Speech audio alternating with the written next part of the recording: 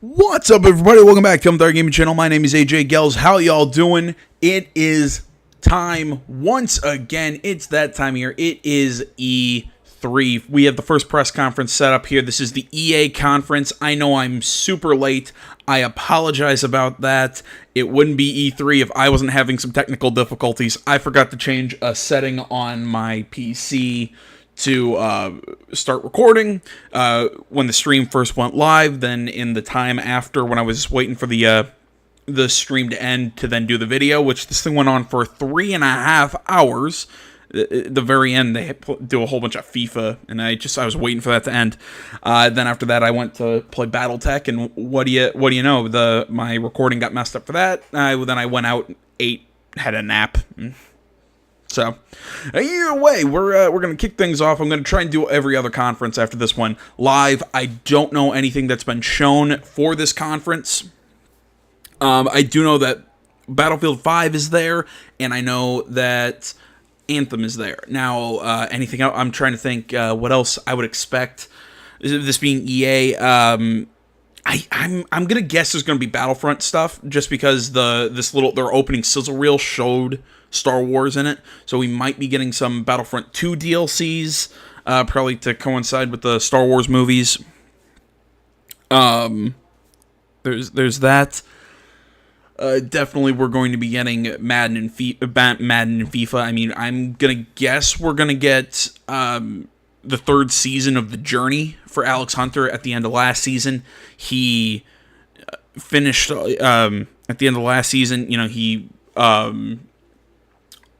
played in the U.S., then went to play in Germany, then got the call to possibly be a part of the English national team. So I'm going to guess, and that's where it left off, so I'm going to guess that they're going to do the third season, and it's going to be him playing on the English national team, which, I mean, is a big thing, because this upcoming FIFA is going to be a World Cup FIFA.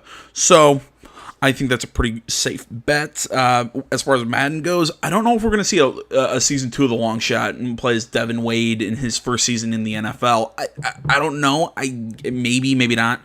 But, I mean, we're definitely going to see FIFA and Madden. The game that I really want to see here is something that I'm sitting 50-50 whether or not we're going to see it. And I want to see I really want BioWare to also come out and not only show Anthem, but also the new Dragon Age. That's what I really want to see. I really want to see a new stuff with the new Dragon Age, just because I think BioWare is really putting their eggs in the basket with Anthem, and Anthem's got to be good, or else I think BioWare's in trouble, in my opinion, especially after the whole Mass Effect Andromeda debacle. I think they've lost a lot of goodwill, and if they screw up Anthem, I think they're going to lose a lot more. So, that's just a little bit of my thoughts. I mean, some of the pre-show, we saw The Sims, so maybe, The Sims new expansion. I mean, I highly doubt they're going to announce The Sims 5 if they're doing an expansion for The Sims 4, but still, that would be cool. Maybe the next Need for Speed after last year's Need for Speed, but again, I doubt it. I mean, this would be a quick turnaround for that franchise. But yeah, all right. Sorry, that's enough of my ramblings, my predictions and whatnot. Like I said, I have not seen this. This is all my live takes. Let's get into this. Oh, I can also tell you guys, there's no drum line at the start of this like last year's.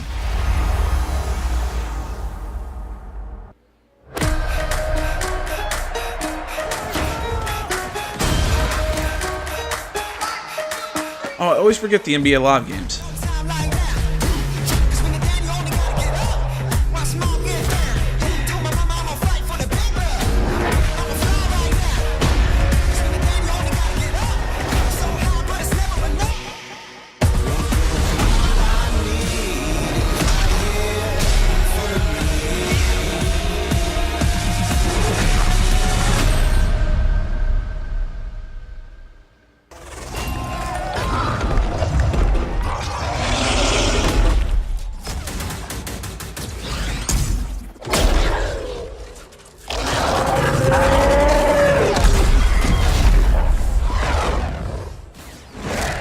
I thought they were about to high five.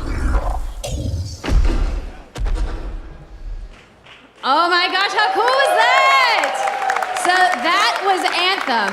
We're going to talk about that a little bit later in the show. Yeah, no shit, that was Anthem. Welcome everybody to EA Play. I'm Andrea Renee, and while you might recognize me from the gaming community, nope. I'm kind of a new face around here. So this year, EA wanted to change things up because they know that I'm both a gamer and a fan. So they invited me to come and host the show. And I think this year is going to be a lot of fun, you guys. I hope you're ready, because we're about to kick the press conference off. But before we do that, EA Play is more than just the show you're about to watch. Right behind these doors, there is a fan fest outside, and it is huge this year. It's a full 3-day gaming festival where thousands of gamers can come and play games for free. Now, inside the theater here, there are hundreds of community members from all over the world who are going to be capturing, streaming, and getting their first impressions of the games that we're going to be showing off here today. But before we can get to that, we've got some reveals, of course. We're going to kick things off with a look at Battlefield 5 multiplayer. Now, I know Trevor Noah gave you the first look. Yeah, we can clap it up. Last month, but we've got some new stuff to show you today. Then we're going to move on to FIFA 19, and boy, do they have some big news, you guys. Any World Cup fans? You guys excited? Yeah, it's going to be awesome. Then we've got 2 new indie games to share, and then I'm going to come back towards the end of the show with some of my favorite developers to give you guys. Okay, I totally forgot about the indies, stuff like A Way Out, FEA, stuff like that. I forgot about the EA indies. Yeah, okay. So so hearing this, maybe I was wrong. I guess maybe there is not going to be any Dragon Age, which, dear God, I want Dragon Age, but either way. There we go.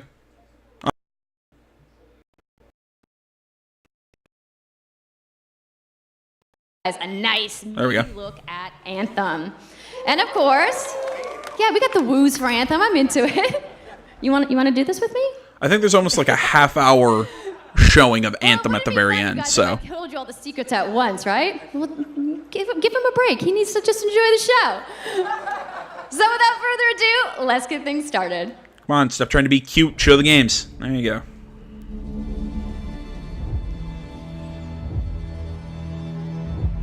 It was kind of like the drumline last year. Okay, it was neat for about 30 seconds, and then it just kept going. Stop it.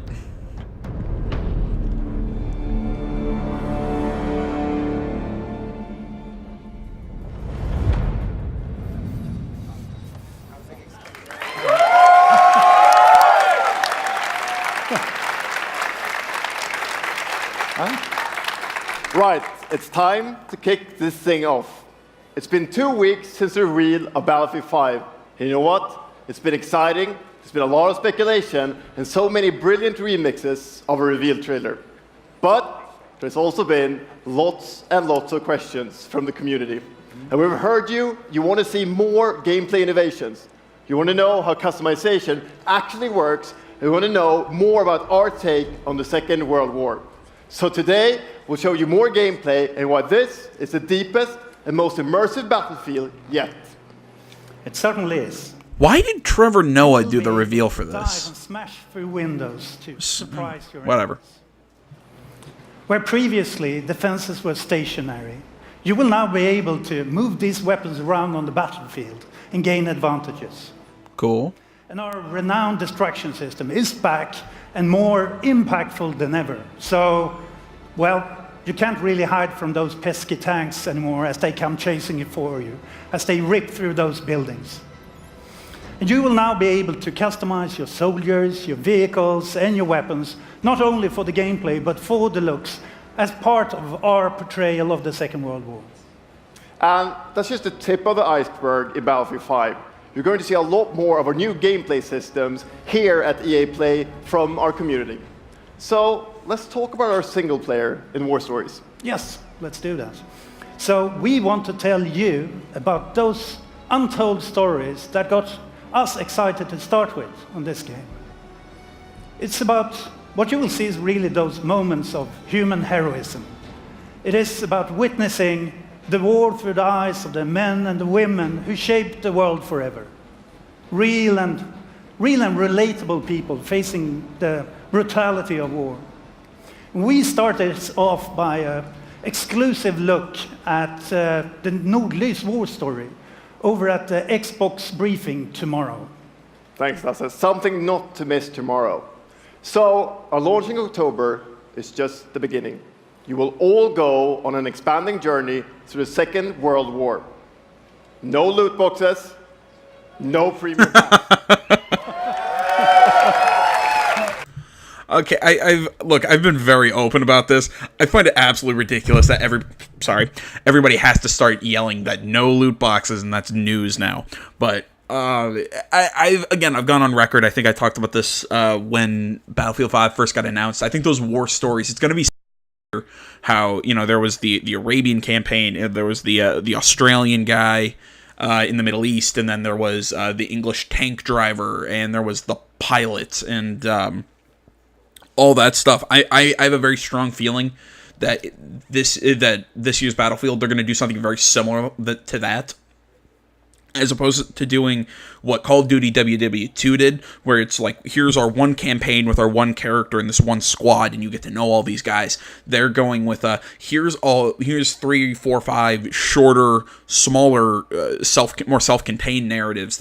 These are the different fronts of the war, and people who don't know each other, but all were experiencing the war in different ways. I have a very strong feeling it's going to be something like that. Every day will bring something new. And as part of that journey, after launch, you'll get something I know a lot of you have been asking for. It's Royale. It's not something everybody's been asking for. That's become a joke. Reimagined for Battlefield. So we bring those pillars of Battlefield with destruction, team play, vehicles into this new experience. So we will bring you experience that you haven't played before, in Battlefield or anywhere else. But more about that later this year. So with that, it's time to show you what makes Battlefield so special. It's the unmatched intensity of our multiplayer sandbox, and this time, it's even more epic, fighting across multiple maps and modes. Welcome to your next Battlefield experience, and this is your first look at ground operations. And this time, even featuring music.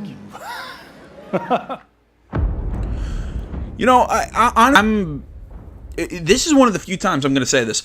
I'm actually excited to play multiplayer for Battlefield 5. I loved Battlefield 1's multiplayer. I absolutely loved it. Was it enough to make me go back and play it now?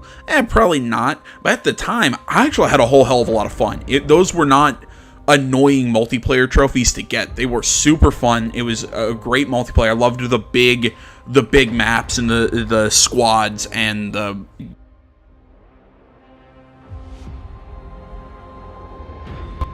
really fun to play then, and I think they're going for something similar in this game. I think that's what they're going to be doing.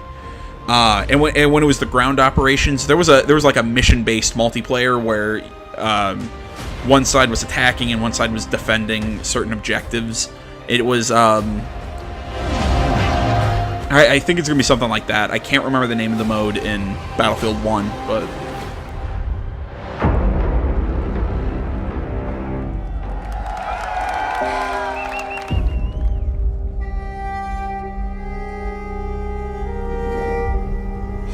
Ikke en dråpe. Jeg elsker deg. Sus!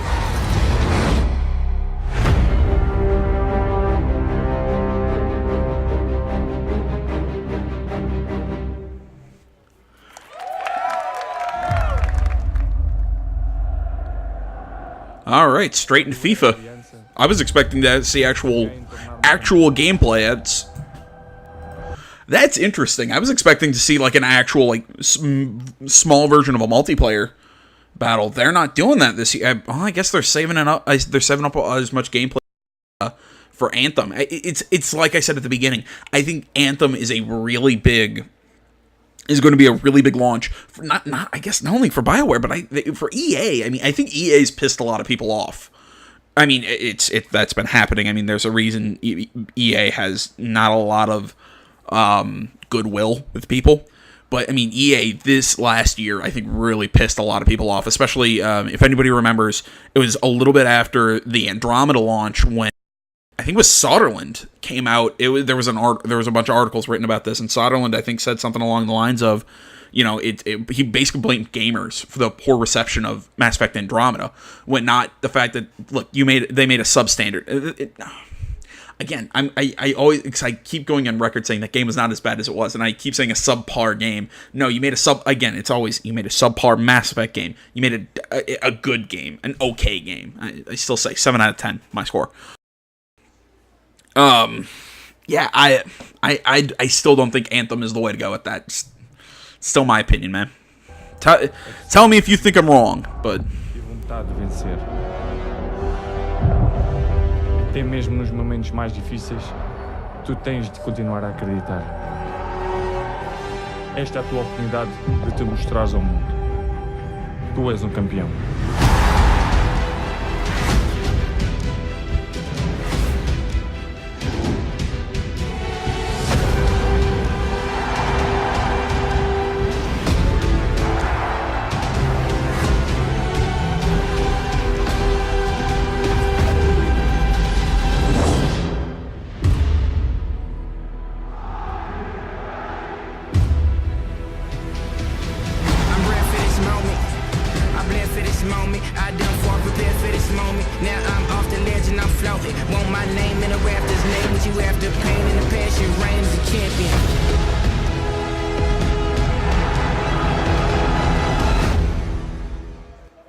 Okay.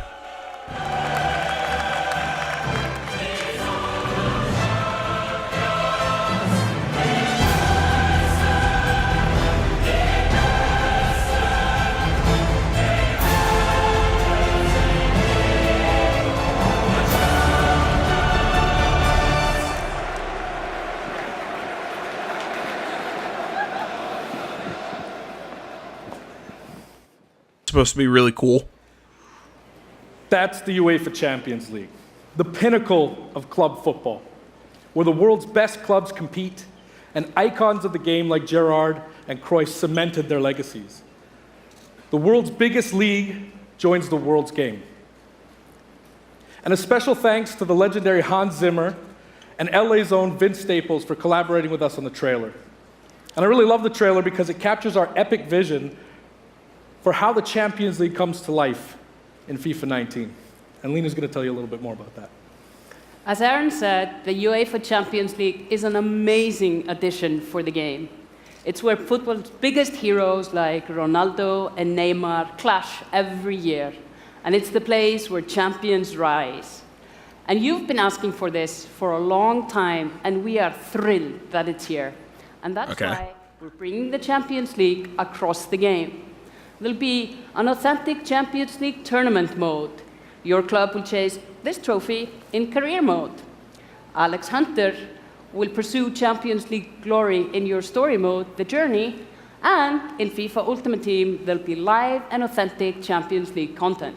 And we'll share more details on that, along with all our other Ultimate Team features later this summer. And all of that's just the beginning. As you know, the heart and soul of FIFA is gameplay. And this year, we're giving you the tools to control the pitch in every moment, from your tactical approach to the match to each technical touch.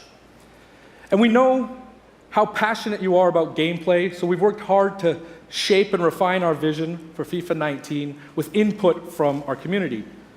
From hands-on tests with beginners to detailed feedback sessions with FIFA pros. And we're going to be sharing a lot more about gameplay throughout the summer, but what I can tell you right now is that the quality bar in gameplay was raised yet again this year. So we look forward to everybody experiencing the game on the hands-on sessions this week. And also, of course, we're extremely excited for everybody to play it when we launch on September 28th. And that's our FIFA 19 news, headlined by the UEFA Champions League. But I just wanted to take a minute to pause and reflect. Standing next to this trophy is a little bit surreal. You know, growing up, there's two iconic trophies that every young player dreams of winning. And for your club, it's this one, the pursuit of Champions League glory. But for your country, It's this trophy. There we go. I was wondering when they were going to start talking World Cup. And with the tournament starting in just 5 days, we're excited for the world to compete for it in FIFA 18. As you can imagine, all of us on the FIFA team can't wait for the start of the World Cup. And we want to celebrate with FIFA 18 players, which is why we've just updated the game with a free World Cup experience on PlayStation 4, Xbox One, PS, PC, and Nintendo Switch. But you can take Ronaldo and Portugal to their first World Cup victory. Or you can write your own story with some great nations who didn't qualify this year. Or you can make a crazy dream a reality for your home country, like mine, Iceland. Who would have thought that a nation of only 350,000 people would ever qualify? And you can feel their excitement. Yeah, I could really hear yours in your scripted speech. Yeah, I understand you have to script these kind of things, Bob, for time reasons and all that, but still, I hate. Sometimes I hate these E3 presentations. FIFA 18 players are loving the World Cup experience so far. But we don't want to stop there. We want to invite everyone to come and join the celebration. So I'm pleased to announce that for a limited time, FIFA 18 complete with the entire World Cup experience is available for a free trial on PlayStation 4 and Xbox One and on PC through Origin Access. Yeah, you can download and play the entire game right now for free. Cool. Yeah.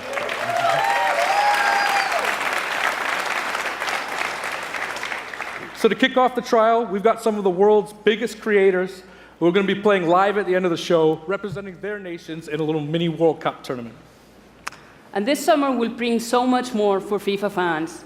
Plenty of FIFA 18 content centered around the World Cup, and we'll bring you all the details on FIFA 19. But in the meantime, let's all enjoy the World Cup. Thank you, and auf from Island!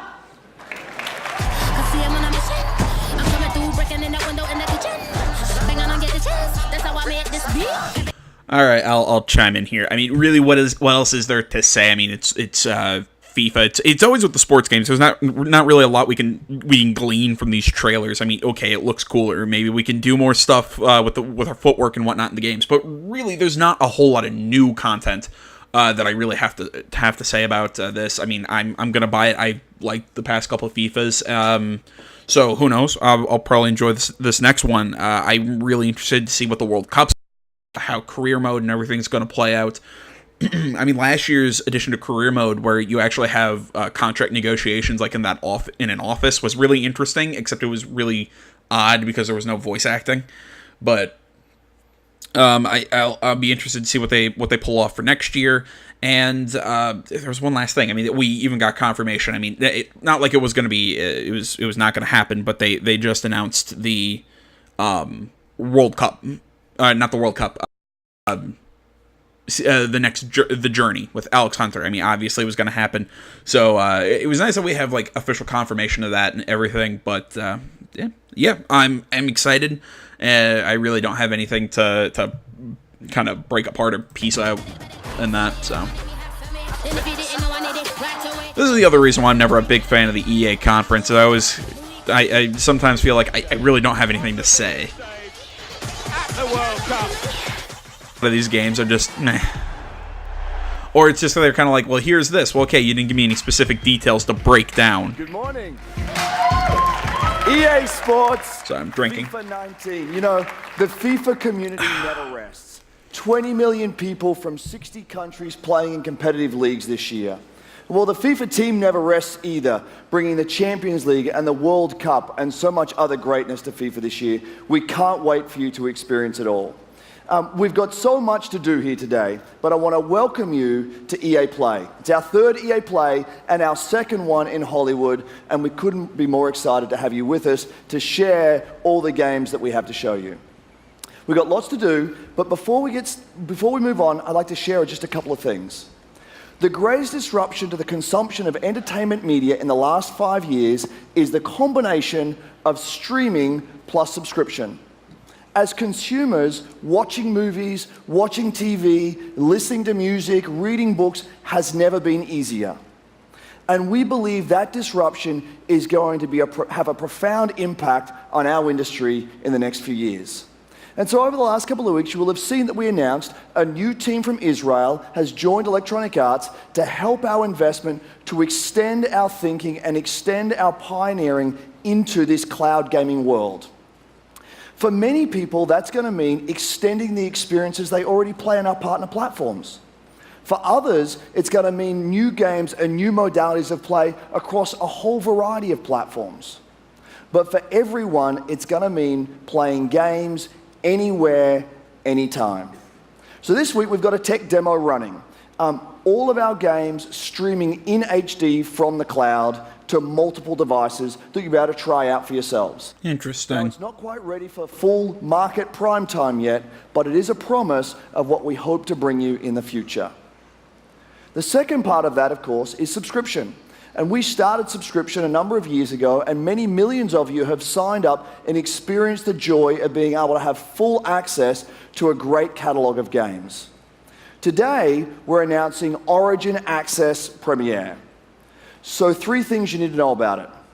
Origin Access Premier will bring you all of our new PC games, starting with Madden NFL, back on the PC for the first time in over a decade. Then FIFA 19, Battlefield 5, and of course Anthem. And there'll be many more titles in the years to come. Second, you get access to the Vault, our library of over 100 games from EA and other publishers. And third, it will launch later this summer. So that's a little later in the year, but if you want to get started right now and experience the benefits and joys of subscription, come in and play a free trial of Origin Access, our base subscription, this weekend. Thank you and have a great show. I mean, okay, I think this is kind of like their own version. This is like the EA version, PlayStation Plus, Xbox Gold, that sort of stuff. I mean, personally, I don't know anybody out there have EA Origin. I don't. I use Steam, any of that. So I don't know how Origin necessarily works, but with all of these things, I mean, the big question is cost. It's going to be cost, ease of use, all that. That streaming is really interesting, but I'm curious to see how how smooth is it going to be, because if it's going to be really laggy, it's I don't know. All this stuff, it sounds cool, but it sounds almost too good to be true. So I'm kind of sitting here going, So that's my thing. I think cost is an important factor. I think how well everything runs is an important factor, and it's just, I don't know. There's something about that just doesn't sit right with me. That I feel like they're blowing smoke. I don't know about the rest. Again, tell me your opinions on any of this stuff in the comments.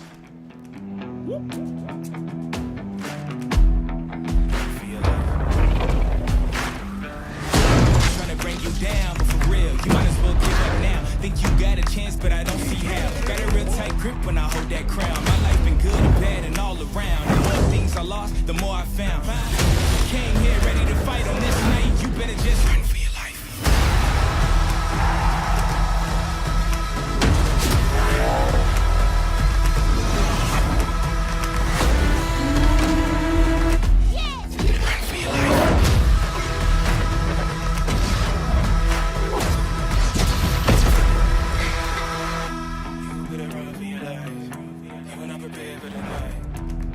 Run for your life. Hey everybody, what's up? So I'm here sitting inside the crowd at EA Play. Why? And I just happened to find Mr. Vince Zampella here in the audience from Respawn. What's going on, Vince? How you feeling today? I'm feeling great. I love this stuff. I love seeing new games. I mean, someone's super Do this on excited stage. about that man on PC, right? Yeah. So, you guys may have seen that Vince was tweeting yesterday, and there has been a bunch of speculation. So, you want to just get right to it? Sure. I mean, we're not ready to show all of our stuff yet. We're working on a bunch of stuff. It's amazing. The teams are kicking ass. But Titanfall 3? we wanted to bring a little tidbit. So we've been working with Lucas on getting the name and kind of the setting for what our Star Wars game is going to be, and we're going to talk about it right now. Interesting. Oh, you guys got any guesses? I bet you the internet is going wild right now. I hope so. So the Star Wars name is Jedi Fallen Order. Woo! So Star Wars Jedi Fallen Order. Yeah, so it kind of gives you some idea that you'll be playing a Jedi.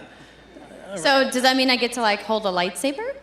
Yes. Is it going to be something with the Kinect? So Vince, you got anything else? Well, it takes place during the dark times. Trying to be a little vague here, but when the Jedis are being hunted, so it's going to be spectacular. So for all the hardcore nerds out there who want to know like where in the timeline, like between which episodes is it? Between 3 and 4. Okay, all right, between 3 and 4. That sounds like a nice time. You got any other tidbits? It's not a nice. It's a dark time. It's a dark time. Bad time. Does that mean it's gonna just be all dark and serious? It's amazing. My God, I really hate what they're doing with this. For the love of God, you go up on stage and tell us about the game. Don't sit here and look, oh, this is so spontaneous. We're in the crowd, yay. I'm just being an asshole right now. I'll fully admit that.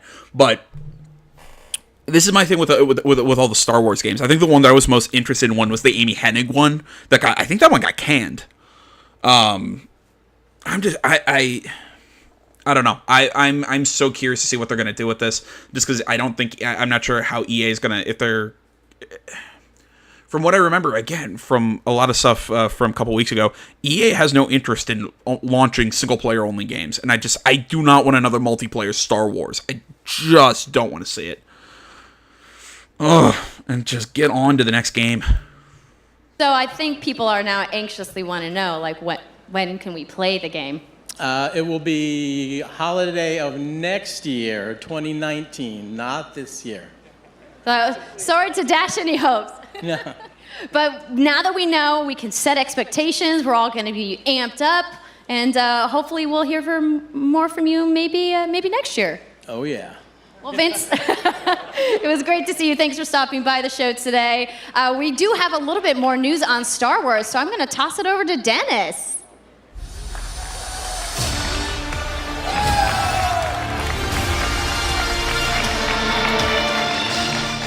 Hello there. My name is Dennis. I work at DICE in Stockholm on Star Wars Battlefront 2.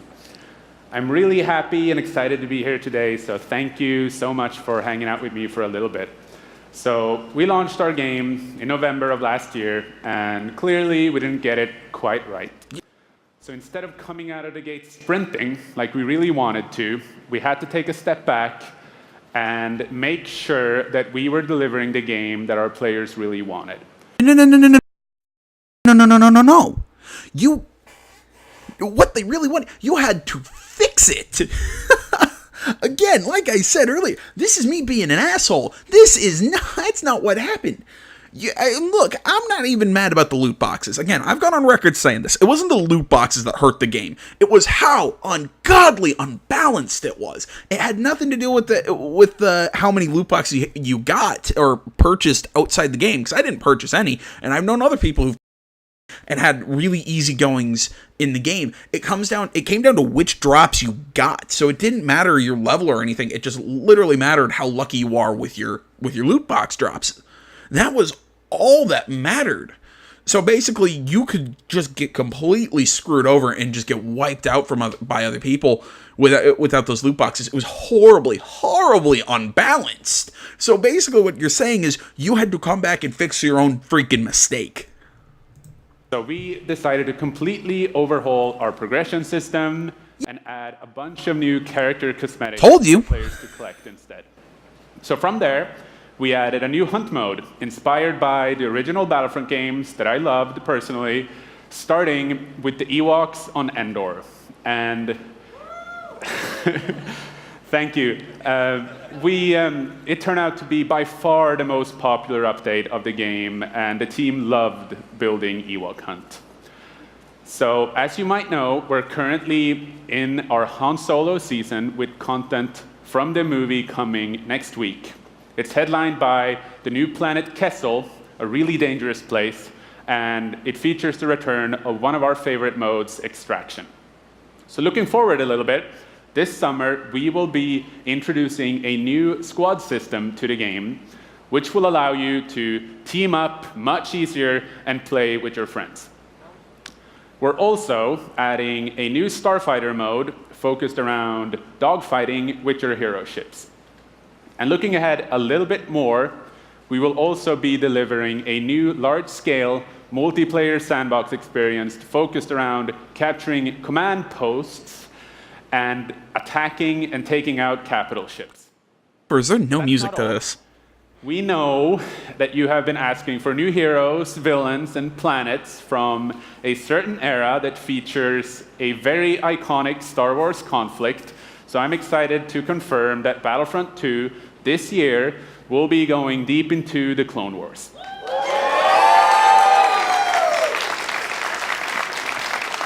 It's only fitting that we begin on the planet Geonosis, featuring multiple levels, including the largest level we have ever built for Battlefront. So let's talk about the heroes and villains. First, let me introduce the most powerful droid, the leader of the most powerful droid army in the galaxy, General Grievous. And yes, he will be going up against my own personal favorite, Jedi Master Obi-Wan Kenobi. Voiced by Ewan McGregor. Finally making his debut in Battlefront. I don't actually know that. Don't quote me. But we're not done. How great would that be, though? They will not come alone. Joining them is the Dark Lord and leader of the Separatist Alliance, Count Dooku, as well as someone to bring balance to the Force, Obi-Wan's unruly Padawan, Anakin Skywalker. The team at home is extremely excited to be building all of these cool things. EA and DICE are committed to Battlefront. We had a rough start, but I really think that this game has a bright future. Thank you very much. Rough start is a bit of an understatement, but okay. Talking to us together, we will make this the greatest game that we can possibly build. There would be no Battlefront without you. So thank you, may the Force be with you, and enjoy the rest of E3. Thanks. I would... All right.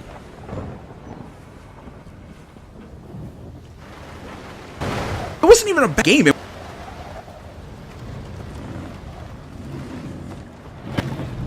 was a good shooter. It just... I think they just flubbed the launch. It was just because it was so horrendously unbalanced. That was their biggest problem.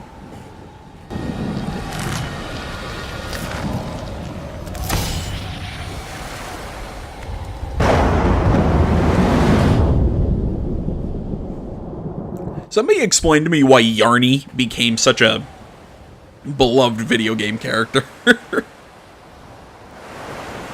I understand people loved Unravel. I didn't get it. I saw it to be a lot like Little Big Planet and just didn't care. Hi, it's really good to see you. In Unravel, we used yarn to symbolize love and the bonds between people. Really? In our new game, okay, we tear that bond up right at the start. You lose everything, including your spark. But when things are at their darkest, you find hope. And you form a new bond. And your spark is rekindled. And it leads you off on an adventure.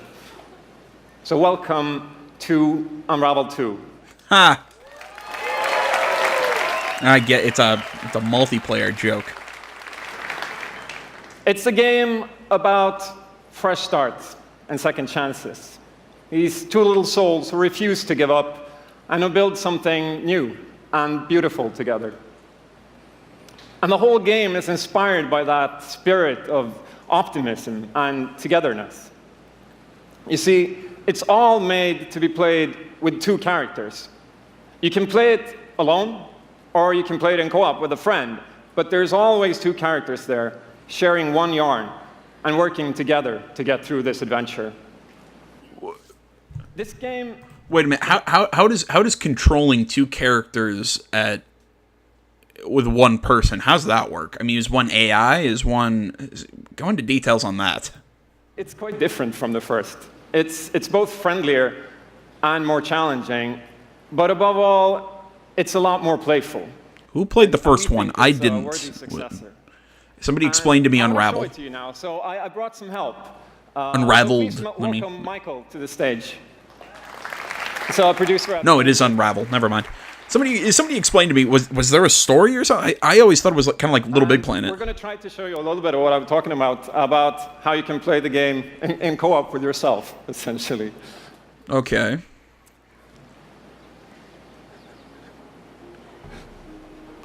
Look, I gotta at least hand them something. I have to stop being a complete and utter asshole, like I said.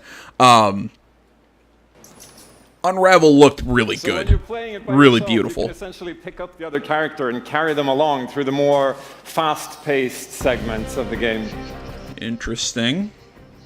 And we actually tried to include a bit more of those because we figured that since it's a co-op game, we wanted to have more like thrill and danger and kind of wow moments, places that were like fun and exciting. Like I was saying, no matter what, you cannot deny how absolutely gorgeous this looks. And then when you get to the more puzzly areas like this, when you're problem solving, you can split apart into two and switch back and forth between the two characters. Okay. Because that's how we've essentially designed all the problems and puzzles of the game, that you're always working together and helping each other out and utilizing this bond between you to overcome any obstacle that you come across.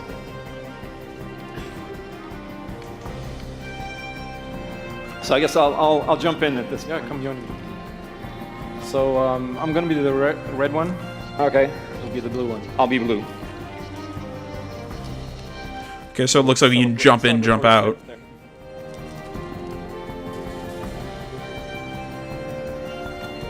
And the bird is back. Oops. Okay, playing it safely now. Oops. I'll swing. All right. Oh, that's cool. And I'll catch you. There you go. Can I swing now? Okay, you go ahead. Okay, so looks like there's some interesting things with this yarn that they're connected with. Some interesting platform moves. Let's see if we can do it. Got it? Oh, very nice. Oh, faster. Oh, sweet, well done. Okay, I'll go up and distract the grouse. You can. I'll sneak up here. This music is really cool. Okay, your turn. Yeah, look at me. There you go. Keep him over to the left. Now I'll go. All right. Now I'll pull you up. There you go.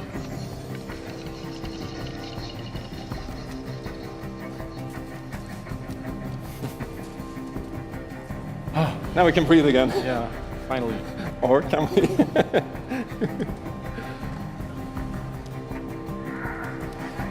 So that's a quick little look at Unravel 2, Okay, I gotta say the game's still has a really yeah. Sorry, the game's got a certain charm to it. It is really pretty. I still think it's a little light on the gameplay side, just because it's like Little Big Planet. It's going to appeal to some people, and then to people like me, it's just gonna look at it and go, it looks cool, but that's really all I got on it. Just because this isn't my kind of game. But I definitely see the value in it. I definitely see where people would like it. It looks neat. I like the 2-player because it looks like it's like drop in, drop out. It also looks like there's couch co-op, which is always a nice addition to games. We don't see that as much anymore. So I definitely see this game having a market. I really hope you like it. And before I go, I just want to send some love to the team back home, because working on this game has been a completely amazing team effort on so many levels, and everybody has worked so hard. So There's a bunch of us from Coldwood here, and thank you to those, and thank you to everybody back home, and thank you. Love you.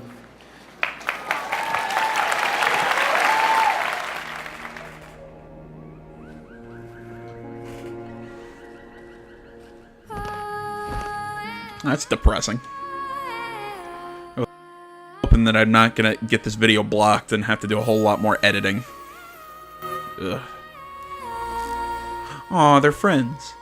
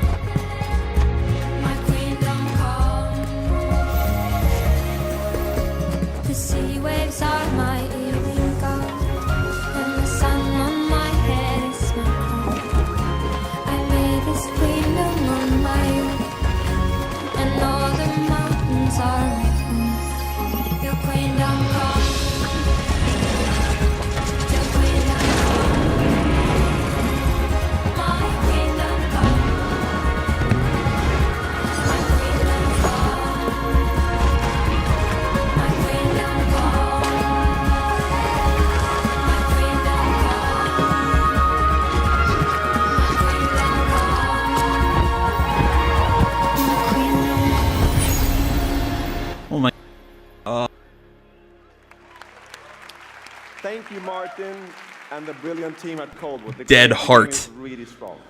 These guys have done an amazing job, and it's clear that they have a lot of passion, and I can't personally wait to play Unravel 2 with my kids. But what's even more amazing is that we will make Unravel 2 available to everyone today. Yep, you heard that right. What? You'll be able to take these two Yarnies on their next big adventure starting today. The game is finished, it's out. Cool. Well done. So thank you, Martin, and thank you to the team at Coldwood. Back in 2015, we started on this journey with the original Unravel to seek out the most creative, independent developers and bring them into our EA Originals program. It's been our way of helping these creators bring their unique games to the world and to tell their stories. And last year, if you remember, Joseph Fares was up here on stage representing his team at Hazelight and The Way Out. I still need to play that. Remember that? And you might even remember him from the Game Awards as well. I think I did.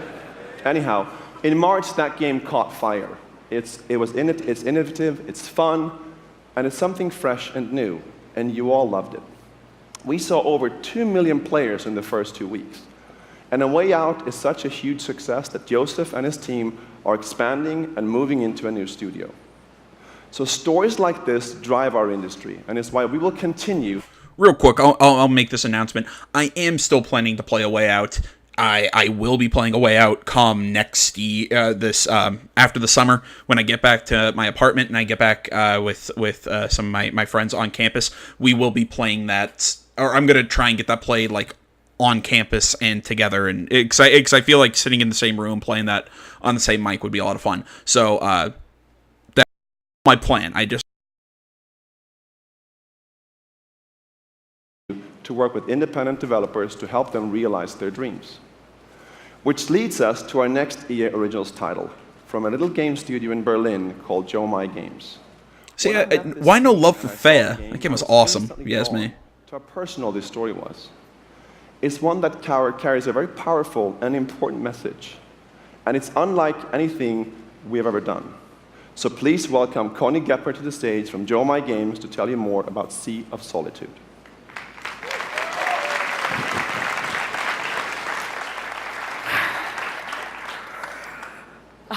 Thank you, Patrick. I still remember during the pitch how enthusiastic Patrick was, and that afterwards, like our whole team, including me, were super excited. It actually feels a little bit the same right now. I'm pretty excited, maybe a little too excited. I think you're nervous, but you know, it's whatever. Although, I mean, if I was up there on that stage at E3, I'd be pissing myself. We are Yomai, a small indie game studio from Berlin, and we are developing Sea of Solitude, or SOS as we call it. The whole journey from the very first concept to actually becoming a part of EA Originals is simply amazing. Let me tell you more about our game. When humans get too lonely, they turn into monsters. This is at the core of everything you will see, hear, and hopefully feel while playing SOS. What makes this underlying concept so important and so unique is that nearly every human being can at least somehow relate to or remember the feeling of being lonely. In my case, yeah, I call it right now and the last like 4 or 5 years of my life. All right, I'm done. All right, sorry, bad joke. Story when I felt the loneliest in my life. I think as an artist, you process your emotional world by letting it out and putting it into your art. I'm still amazed how like the concept seems to just float out of me like right into the hand and onto the paper. I think this is also why so many people can instantly connect with the game, because it's not a made-up story, even though that it takes place in a fantastic setting. In SOS, we try to show how people experience different kinds of loneliness, but also how outsiders, friends, and family see those who struggle. We achieve all this in playful ways so that players who want to simply enjoy a fantastic experience can do so. But player who wants to look a bit deeper can reveal a whole emotional world beneath it all.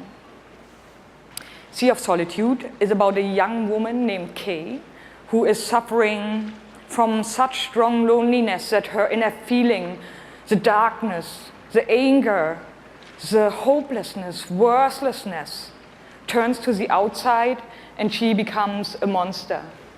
The game is about finding out why this happened to her, but also how to turn her back into a human.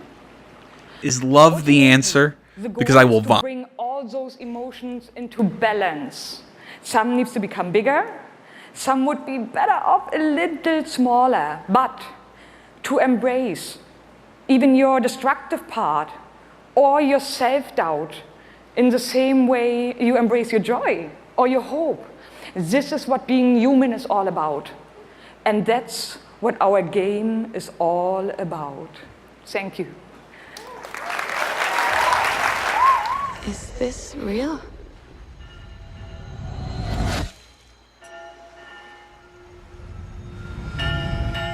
This world that I live in is empty and cold.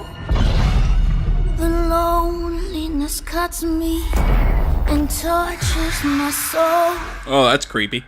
I'm no child of destiny and no fortune's son. I've just chased you so long now, I'm too weak to run. A new day is here, but nothing is new.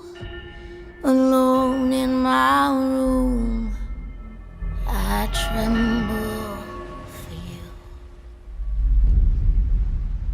Okay.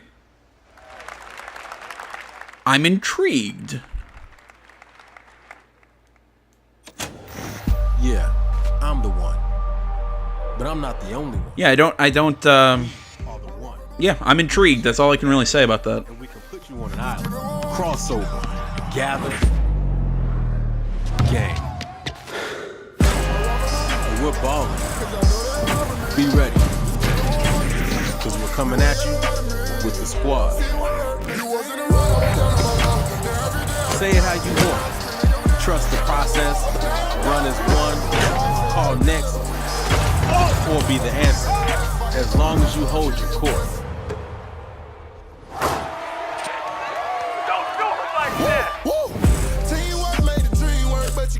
Just remember though, wherever you call home, whatever your fit, or however you ball, you're on my court. I'm the one. And this is my squad.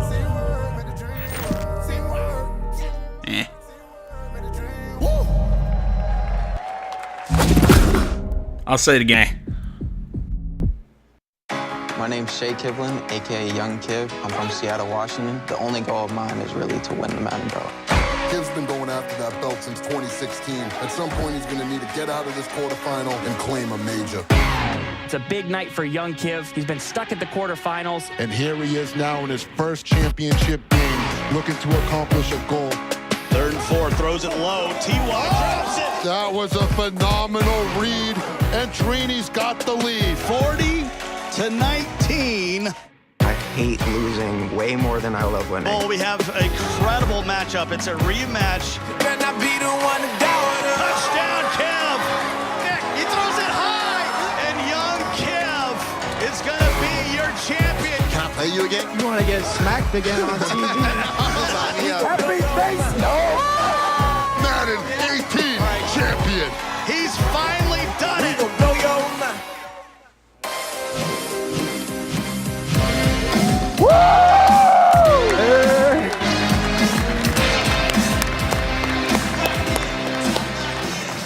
Okay, baby, how you doing? Well, it's a pro wrestling belt. Wow, already starting. Okay. Hi, everybody. I'm Juju Smith-Schuster from the Pittsburgh Steelers. As you guys can see, king of touchdown celebrations. That's pretty fire. I like that a lot. As you guys know, this is Young Kiv, Madden 18, Madden champion. Like, give it up for Young Kiv, y'all. Give it up.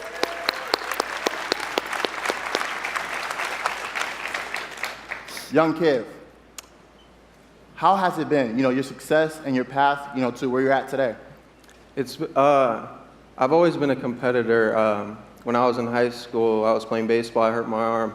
So then I picked up Madden, and at first I was really bad. I was getting blown out online, but I kept at it. I put more and more time into it. Eventually I made my first tournament, but I had a big decision. It was the same time as my graduation. Wow, okay. So the key to be the #1 player in Madden is to hurt your arm in baseball. That's #1. #2, you said you had the decision to go to your graduation or go to a tournament. So like, what did you do? I chased that money. I still got my diploma, but I chased that money. There you go. We're out here chasing money.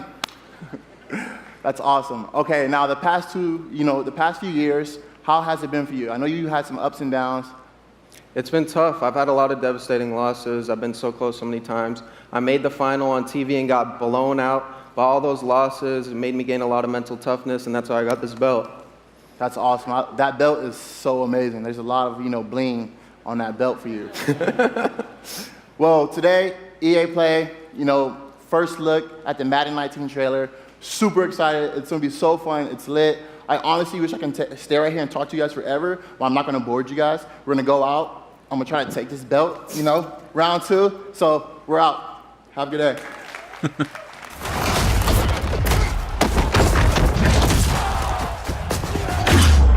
You've worked your whole life to get to moments like these. To the very top of the mountain. You battled through the pain and failure. All just to get to this place where you've been told legends are born. The worst of the two Manning brothers. So you can rise. And you rise so that you can truly see. Yeah, Tommy. See that it was really never about reaching the end of the road at all. Massive Pats fan. But about all the moments that got you here. Nobody talked to me about last year's Super Bowl. I know.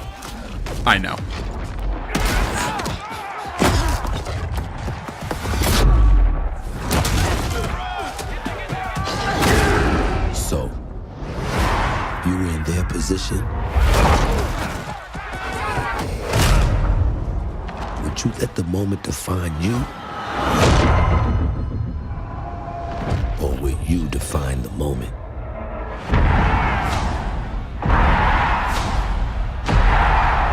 Wait a minute, that's bull. That's the Cleveland Browns making a good play. You get it? It's funny because I'm sorry to any inhabitants of Cleveland.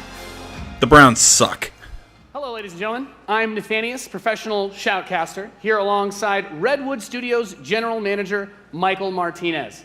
How you doing today? I'm super excited to be here. Yeah, we're going to do this presentation a little bit differently and give you your first look at a brand new mobile game in a live, winner-take-all, head-to-head match.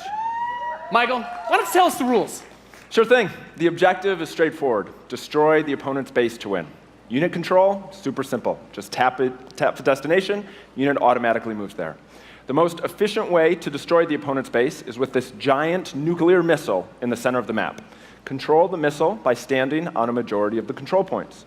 A bar fills up while the missile is possessed. Whoever controls the missile when the bar fills up will fire the missile. It takes 2 missiles to destroy the enemy's base and win. That's it. Sounds great, Michael. Well, enough talking about it. Let's get to this match. Absolutely. All right, ladies. So it sounds like a phone bait. Awesome matchup lined up for you here today. Fighting for the blue side of the room. So basically, what I'm pulling for this, it's a mobile, small RTS game. I'm guessing. If you could please give a cheer for one of the most formidable RTS players there is. Make some noise for In Control. Yes.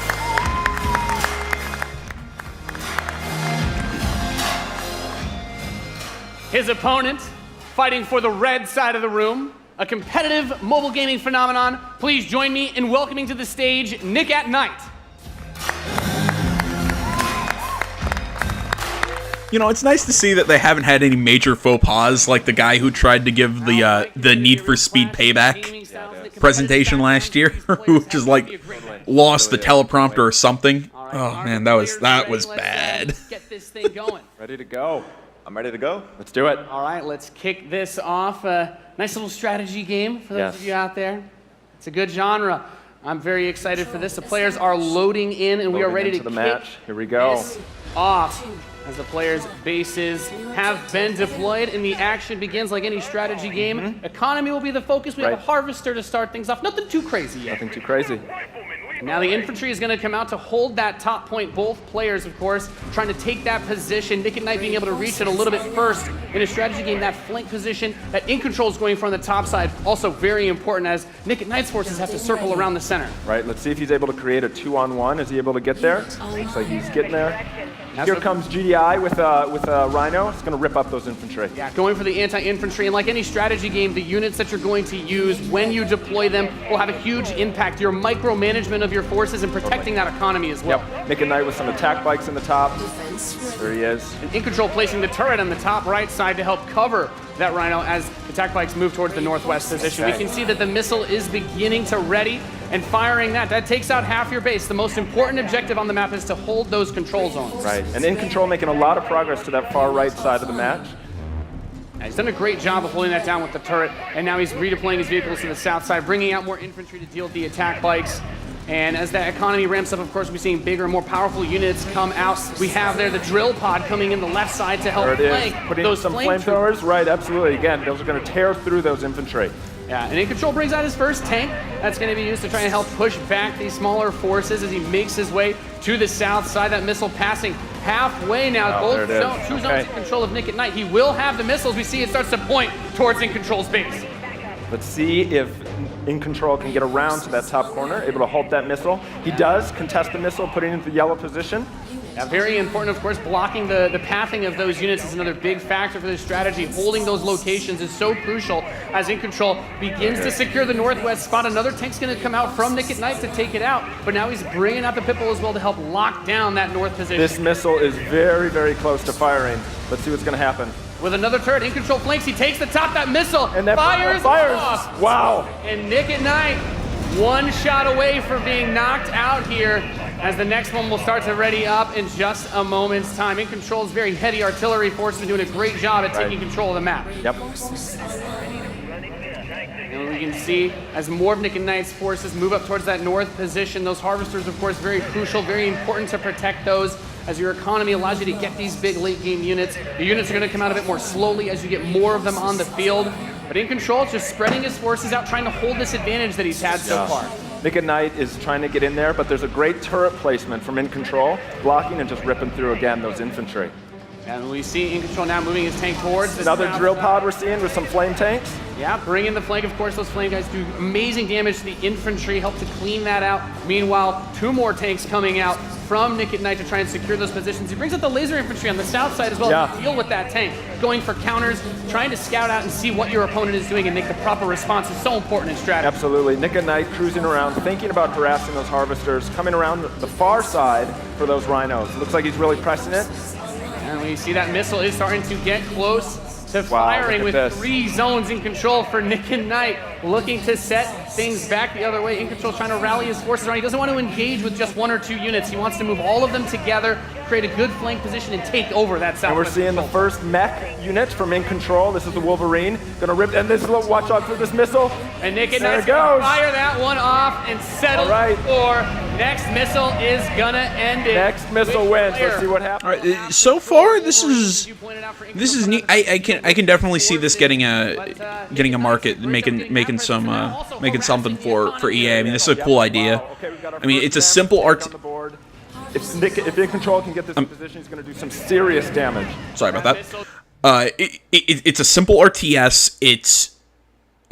I'm trying to think how best to put this. It's a simple RTS. It looks like anything, or maybe not simple, but you know what I mean. It looks like this is something that anyone can pick up and play and understand and really use. So I think this is a really kind of like a broadening of the market for the RTS genre, and I think putting this on mobile is a really smart play.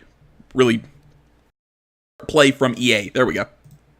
Just past halfway ready. He's also bringing out his first air unit to deal with those. A lot going on here. It's got a lot of range, that big boy, and In Control just needs to hold this missile is nearly going to fire. It can be stolen at any point. Where is it going to go? Is he going to be able to get it off? He's got it, Max. There it is! He's going to take it.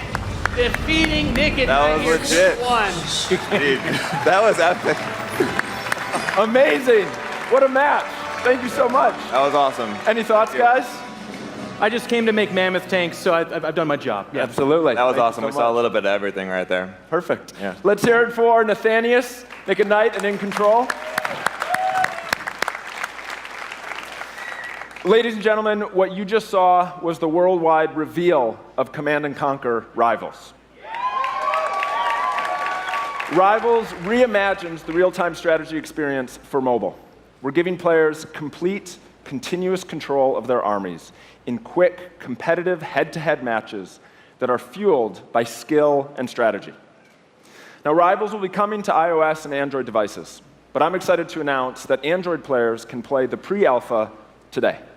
So head to the Google Play Store, search Command & Conquer Rivals. The studio has been having an absolute blast playing this game, and we can't wait for you to play. Please let us know what you think. Thank you. Yeah, like I said, I think that's a great place to put that out on. Put it out on mobile. I think it's a good, really good idea.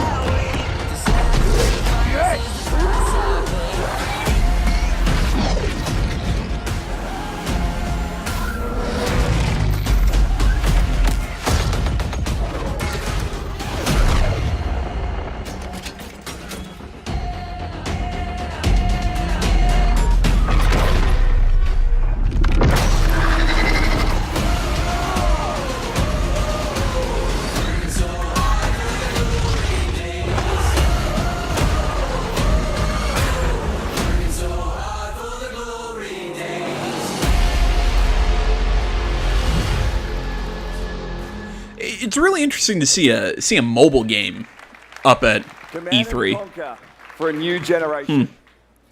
Now, before we close the show with a spectacular epic Anthem, I wanted to share a few final things. I am blessed to be able to work with some of the most creative people on the planet who come to work every day to create amazing entertainment.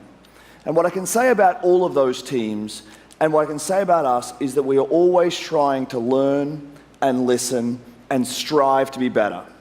And so as you look at the 10 experiences that you're going to see today, and as you play games this week, there's some things we hope come through. First, that at the very core is choice. is that you as players get to choose how you play, what you play, when you play, and what devices you play on. That in making those choices, you feel you are treated fairly. That no one is given an unfair advantage or disadvantage for how they choose to play. That for every moment that you invest, we know that you put so much of your life into the games we make, and that for every moment that you invest, you feel like you are rewarded and you are given value for that investment. And most importantly, that the games are fun, that we move past the grind, and that these are experiences that truly enhance your lives. And so, as we think through all the things that we're trying to do, know that we want to be better, and that we want to make great games.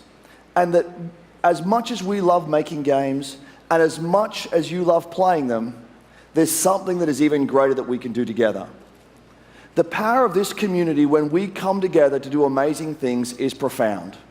Last weekend was the 3rd year of our Play to Give program, where we show the world how the power of play can be a positive force for social impact. Millions of you out there participated in 9 in-game challenges in our games, logging millions of hours in support of Play to Give. And to celebrate that, we contributed a total of $1 million to 3 charities that share our vision for a more inclusive world. A world where representation and equality are not something we strive for, they are the standards.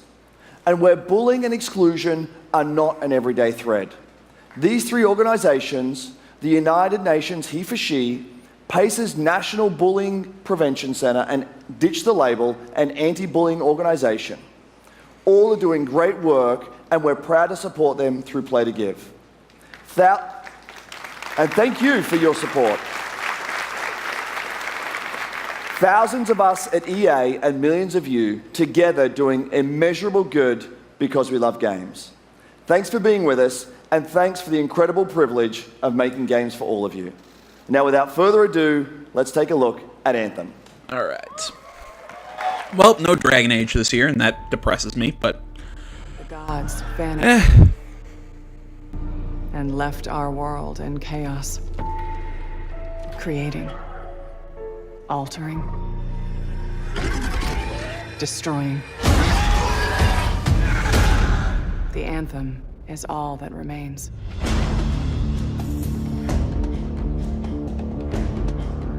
There's a storm coming. These walls can't protect us forever.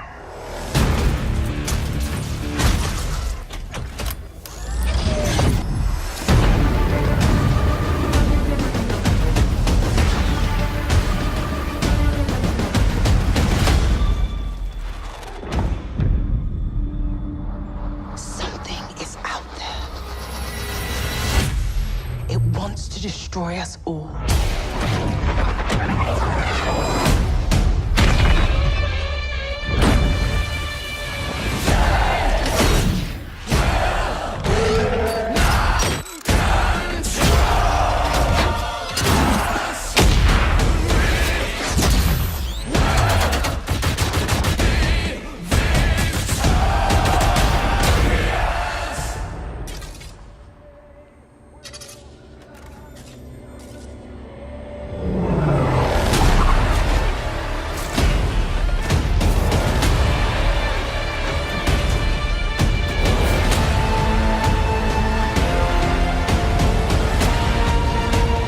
You have a really cool world, a neat concept. I don't know. I want more details. Maybe that's what we're gonna get here. As I want more details beyond. This is kind of like a multiplayer, sort of like Destiny, like the Division, stuff like this. That's like these games. I want more than that. I'm like, is dedicated single player? Is it tied in with the multiplayer again? Is it? You guys have seen it a couple times, and it's still cool every time I see it. So I know all of you, like me, have had tons of questions about Anthem since last year because we're all BioWare fans. So we're going to do something a little bit different for the rest of the show, and we're going to take... Wait. You're all BioWare fans, yet they're doing something totally different. BioWare does. That's... Why is nobody shouting out for a new Dragon Age? Maybe it's just me. Maybe I'm insane. Let's take a step back from that. But, well, I mean, we're all BioWare fans. Yes. But just because it's a BioWare doesn't mean I think this game is a good idea. Just because it's BioWare doesn't mean I think this game is going to be good. It's, like I keep saying, interesting world, interesting concept. But this game in this genre, I think, is still, it's oversaturated. I just don't think it's a smart play. Take a deep dive into Anthem. So I'm going to bring out some members of the BioWare team to chat with us. Ladies and gentlemen, please give a warm welcome to Casey Hudson, Mark Dara, and Kathleen Routsard. Oh, I thought people were booing, but no, I think that's just music.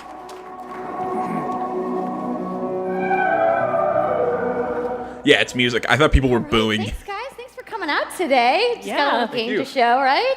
Yep. It's going to be very exciting. So, Casey, we're going to go ahead and just jump right in and get started with you. So now, we know that you all started, or Casey, you started your career at BioWare way back in the day, but you took a couple years off. But before you came back, you actually worked on Anthem before you left.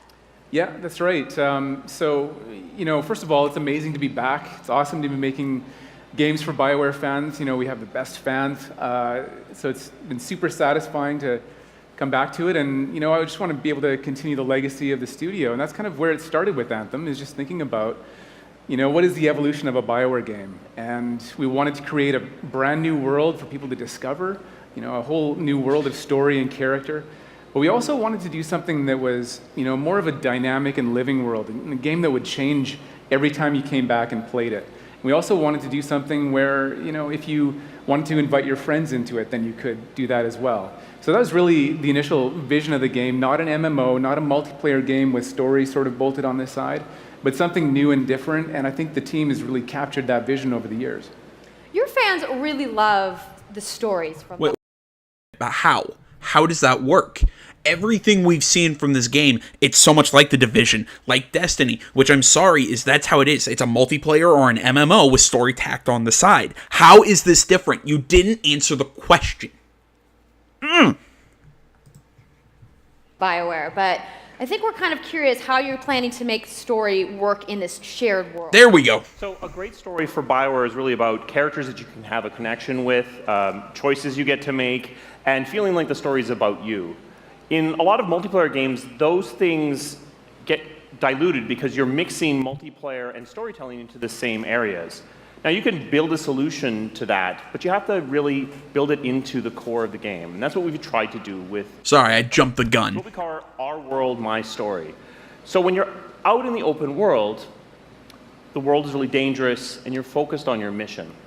And this is where other players get to play with you. The thing that's really interesting about this, it's unique for Anthem, is that this is a living shared world. So whether there's weather or it's nighttime, what we're experiencing together. Everyone that's playing Anthem at a moment is seeing the same thing. And this is what we mean when we talk about our world. It's a shared world that we all experience together. But then when I finish my mission, I come back to a base like Fort Tarsus. And this is a single-player experience.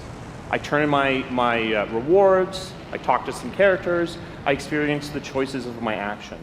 And this is where your story really lives and breathes.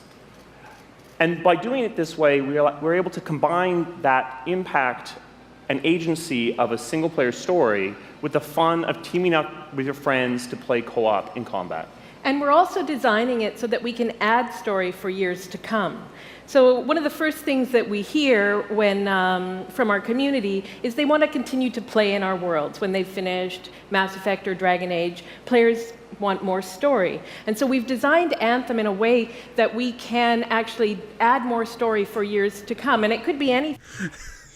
Okay, a few things here. One, that's really funny that you say that and not doing expansion DLC for Andromeda. That's really funny to me. A little bitter too, but the other thing is okay. So I'm understanding what they're doing. So in the bases or what, I still want to know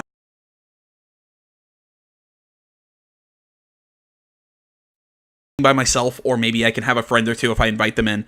or then there's the Dark Zone, which is all multiplayer. I want to know how it's different. How exactly is this different? Is there more story? Which, knowing that this is BioWare, maybe is making me think that there's going to be more story. Because, like, I'll use The Division as an example. When we're in the PvE areas, we had, like, that base in the post office. And we could do all, we could upgrade it and do all that stuff. And that's all our time. But there really wasn't there was a story. It was very loose and it was, meh. But, so I'm curious. Maybe I'm being a little too harsh. Maybe BioWare can do it. It can do this in a way that's going to make the story really good and very well written and performed and all that. I mean, the game looks good. I keep saying I like the world and the concept. I'm still really apprehensive about this, about the shared world thing. I'm not a big fan of it. I've said it left, right, and center because I think the problem. What's the old please everybody? You end up pleasing no one. So I think this is the problem with these games that they're trying to say, oh, we still have stories. We still have this cool single-player experience, but it's all tied in with the multiplayer. You're trying to do two things at once. You're speaking out of both sides of your mouth, and I think it ends up not... It just doesn't end up being as good as if you made a dedicated single-player or a dedicated multiplayer game. That's just my stance on it, and that's how I've always seen it. Maybe this game will be different. Maybe this game will be the first one to really set itself apart from that, but that's what I've seen so far, and that's why I'm like, I want to like it. I want to, but just that nagging in the back of my head is really pulling me back.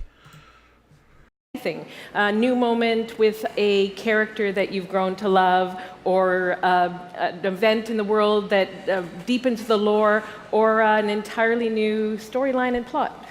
Well, I'm certainly not going to complain about more story. I don't think anybody... So I'm hearing lots of DLC. So, Kathleen, I wanted to ask you, from a writing perspective, since you are the lead writer, can you speak to what it's like to create a new world like Anthem from the beginning? Well, what's really exciting for us, and not just the writers, but all of the devs, the designers, the artists, is that we're creating something new and mysterious for players to discover. So at the heart of the premise of Anthem is a world left unfinished by the gods.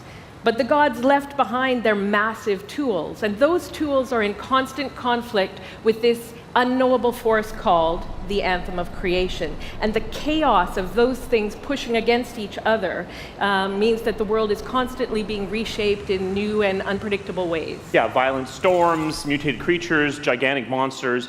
It's a dangerous environment that you need to wear a suit of powered armor, a javelin, to be safe in. Now, something I think a lot of players out there maybe don't stop to think about is just how much work goes into creating a new intellectual property, or IP, as we've been saying. Now, we've seen all these different creatures, and Mark, you mentioned the storms. What's the process of creating a game like from scratch? Yeah, it's something we've done a few times at BioWare. And really the hardest part is getting started, just kind of getting off the blank page. So what we try to do is we think about the new experiences that we're trying to unlock for players. So like, what is the fantasy fulfillment? What are the new things you actually get to go and do that are different from what you've played before? So that's where we start. And then once we think about those things, that's the power of creating new IP, especially for games, is that you actually get to build a whole fictional universe that's meant to bring out a certain experience. And then once we do that, then we still need to build all the rest of the stuff, and what unlocks us creatively is to think about like principles around art style, tone, and even the technology and the politics of our new world. And then from there, we can actually go and build out every last detail. Yeah, and one of the unique challenges for Anthem is that it's a world, an experience that's meant to feel alive, like it's happening right now. And so the world is always changing, whether the storms, seasons, and it's a really great concept to write for, because what it means is it gives us the opportunity to drop into the world, almost in real time, a dramatic event that changes the world for everyone. And that could be anything from gameplay to lore. I mean, all of the moving parts in the dynamic world sound really cool, the way that they sound like they're going to come together. But even though there's obviously a lot going on, it really all comes back to your character. So let's talk about who we're going to be playing as and why we're fighting these crazy people. Very good question. Uniquely skilled to pilot these javelin exosuits. And you need those suits to survive and fight in this world, because the world will kill you. But on top of that, our ancient rivals, the Dominion, they've discovered a way, they think, to weaponize the Anthem of creation. And so we need to stop them and protect the free people of Tarsus. Now, I've heard you call this power armor a couple different things. Is it a suit? Is it a javelin? Like, what's the canon term here? We call them javelins, and there are 4, and they each have unique abilities. There's the Ranger, and then there's the Colossus. Yeah, you're heavy. Interceptor, and finally, the Storm. Speed base. It finds. Yeah, so each javelin gives you a different way to play the game. Soldier, light infantry, and whatever that last one is, kind of like the wizard from Destiny. My guess. But the thing to remember is, like Kathleen said, you're not your suit. You are a freelancer, a pilot, which means you can decide which suit you want to use based on your mood, based on the mission you want to engage in, or the javelins that your friends are using. So really what this allows us to do is... What if I have no friends? To look like they're built from the materials of the world. So they each have their own unique abilities. So let's take a look at the Ranger now. The Ranger is a more generalized suit, able to do a lot of different things, really designed for up-close and personal combat, one-on-one for the most part. Yeah, like a soldier. The Colossus is heavier, more specialized, but able to really pack in big weapons that let them devastate the battlefield. I'm just going to say the Storm looks like it's going to be my favorite. I'm sure you guys out there are picking your faves right now, too. So the javelins look awesome, but we're going to take a couple questions right now. So Casey tweeted, some of you may have seen, asking for people out there to send us your questions. And the first one is going to be from @It'sSweetNicole, who asks, as a player who is all about making their character their own, what kind of customization options will be available in Anthem? Yeah, so we really want players to express themselves, both through customizing the way their javelin plays, through gear and weapons, but also being able to personalize the way that it looks, both through paint jobs as well as changing the actual geometry of the suit itself. We want teams to be able to do this as well. And because you're going to be using a javelin for a long period of time, we really want you to be able to make it your own. I'm glad you brought that up, because actually, Jay Legato has a question connected to customization. Monetization. How, when, loot box, cosmetics? Yeah, so we are going to have some cosmetics and vanity items that you'll be able to purchase, but you're always going to know what you're going to buy before you spend any money on it. So no loot boxes, no ability to pay for power. Yay. So that means no ability to Still spend ridiculous money on that has to be a gameplay that is question. all within Anthem. But even more important than that, we want to make sure that Anthem is an immersive experience that feels like it's complete from the get-go. So that means a main story, a big open world, and an ongoing service that provides new content for a long period of time. New story, new experiences for everyone. Well, I'm glad to hear that I can make my javelin pink. All I'm hearing is lots and lots and lots and lots of DLC. And yeah, of course, making your javelin also like weird, funky colors and all that. And I'm sure people will have fun with that. But the question that I want answered about customization is how much customization are we going to get out in like loadouts in, or like what kind of loadouts each mech's going to have, or javelin to use the canonical term. Is it going to be more rigid or very kind of freeform? That obviously there's going to be stuff that the heavy can use that again, trying to use their terms, like the Ranger can't use some of the stuff that the heavy can use, because the heavy's bigger and it's going to have like a lot of heavy weapons and big missile launchers. But can I put different?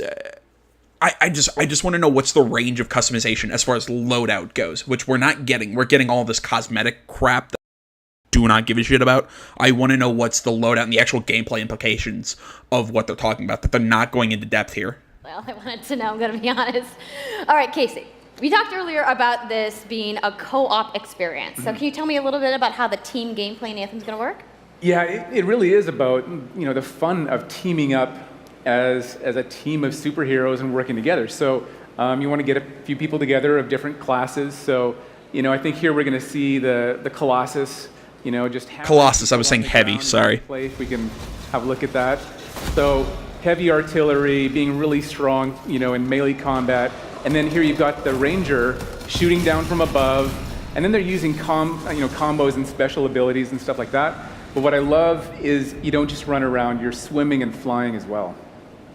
So it's interesting because at the Slate Tones wants to know, how will you balance multiplayer with single-player storytelling? So Anthem's really built around trying to combine the impact of having your own personal story with the fun of playing with other players. But we really want to make sure that that playing with other people feels like a choice. So for people that want to just experience the story, you're going to be able to do that.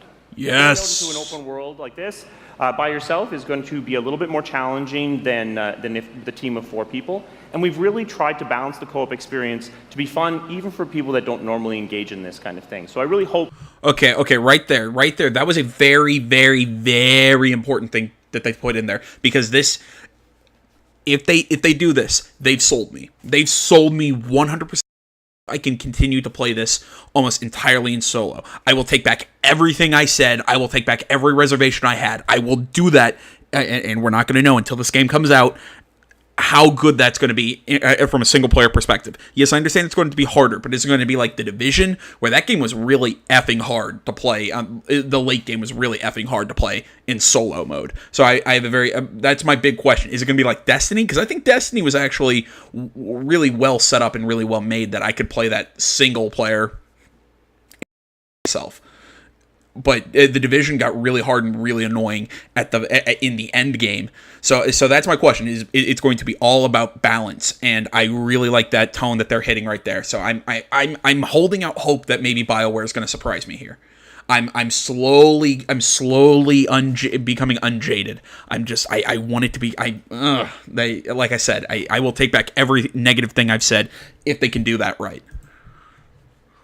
That everyone at least gives co-op a try. Okay, that's good to know. If you want to roll solo, you can, but it's just going to be a little bit more difficult. Well, I know you all are on the edges of your seats. How about we show a little gameplay? Yeah? You guys want that? All right, so Kathleen, I think you're going to set this up for us? I will. So, you and your friends have decided to play a mission called Scars and Villainy. The Scars have put together an acid-based super weapon. Actually, I do have one other question that I don't think they've talked about this yet. If when we go into the home base to pick up missions and everything, that's solo time and not multiplayer time, how does it work if we're playing with a team? Like, do we all have to decide to do the same things within our own bases, or is it kind of like when we go out into the world, we decide what mission we're going to take and we all kind of load into a lobby and then play in that? Like, how does that work exactly? I'm curious. That's just a little thought. I don't know. Tell me your opinions in the comments. You got to take them out. So you start in the Strider, which is like a giant walker, and it's your forward base of operations. You have a conversation with your crew, Halleck, Faye, and Owen, and you'll hear Owen. He's going to talk us through the mission as we experience it here. And yeah, then you just get into your Javelin suit and you head out with your friends. All right. Well, thank you so much, Mark, Casey, Kathleen, for talking to me about Anthem today. We're going to go ahead and roll the gameplay now. Enjoy, everybody.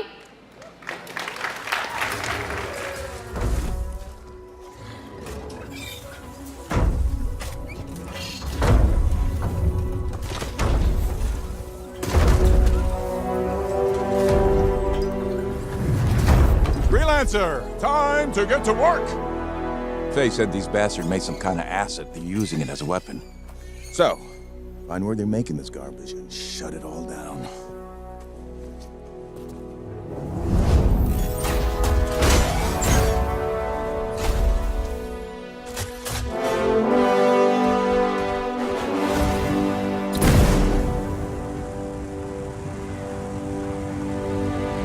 So I'm interested to see how this is going to control all this flying around in the suit.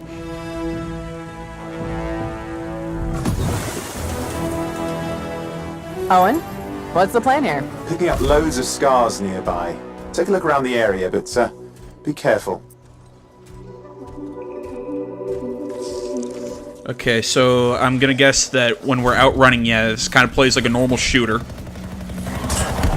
You can swap weapons, you have powers connected to the bumpers.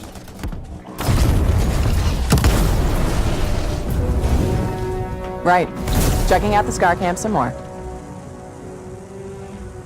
Look at all the weapons! Oh, and the turrets! Better move quickly.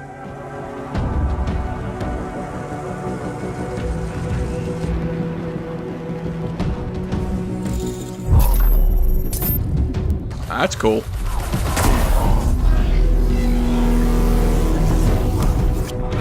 Anyone else think the Ranger suit kind of looks like Iron Man?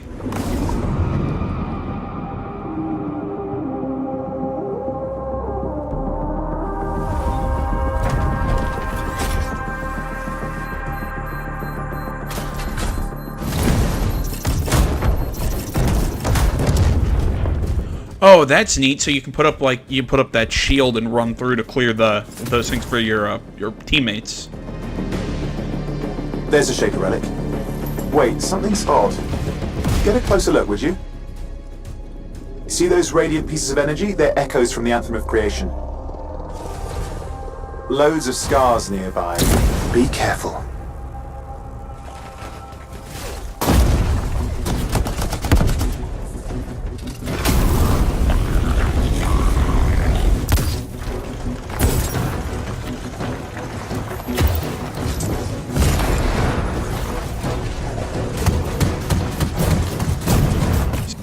Explosive with freezing everything. Return them to the relic. You've got to silence it fast.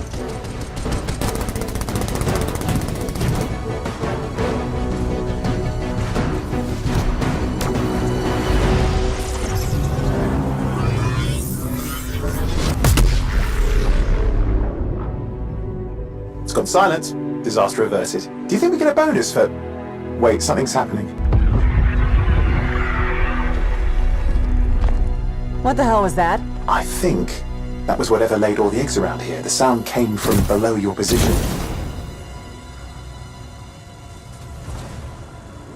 On the plus side, this definitely counts toward hazard pay. There's a trail of this acid gunk leading down. Follow it, and we should find the source.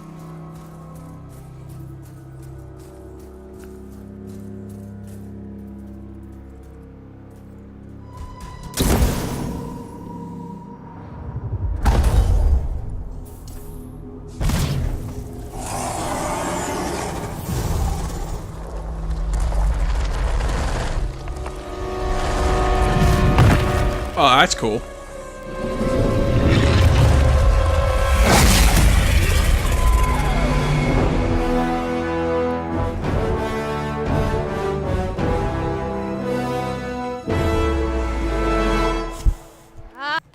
All right, like I said, I'm ready to pull back everything that I've said about this game so far, but I do have to say this, more than when this was revealed last year, has sold me a little bit more. This has made me take more of an interest in this game.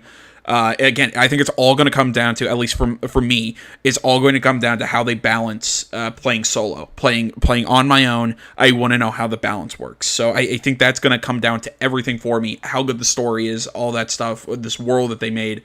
But I'm gonna, you know what? I'm gonna do something I don't often do. I'm gonna try and remain optimistic. How cool was that? I'm so hyped, you guys. Yep, and that was actually just a short version of the full demo that we brought here to LA. So if you want to come by the Anthem Theater here at EA Play, you can check out the game live. So I'm sure the question on everyone's minds, when do we get to play? Spring next year. Anthem comes out February 22nd. Oh, wow. Wait. 2019 on Xbox One, PlayStation 4, and PC. So mark your calendars, everybody. Fire up. Wait, isn't that the same day that Days Gone got announced? Oh, that's going to be interesting. Your tweets. Thank you so much again to Casey and the entire BioWare team. I know you guys have that awesome theater outside, so I will see you guys there. All right. Give it up for Casey Hudson, everybody. Actually, you know, I'm not going to lie. That's earlier than I thought. I thought it was going to be more like a March or May. Thank you to all of the developers who showcased their games today and everybody working hard at their studios back home around the world. Let's give them all a round of applause. Now, some of what you saw today, you guys have to wait to play. But you guys, EA has so much available right now. Now, for those of you keeping score, you can get your free trial of FIFA 18's World Cup today. And Andrew told us about the free trial of Origin Access. Yarny is back with a buddy in Unravel 2, which is also available today. Plus, you can take on your friends in Command & Conquer Rivals starting today as well. Now, on certain platforms. Stuff that's out today. Is anybody ready to go home and download anything? No? You're like, I just want to go outside into the fan fest. I get it. So I want to let you guys know to keep your streams going because in just a few moments, the FIFA 18 World Cup live tournament is going to begin. I'm going to head outside and check out the games, but I want to thank everybody for coming down to EA Play today and watching the press conference, and have a great weekend. All right. Oh, I'll let the final sizzle reel play. We're not going to, I'm not going to show you that tournament. I'll link the video if you want to watch it. So.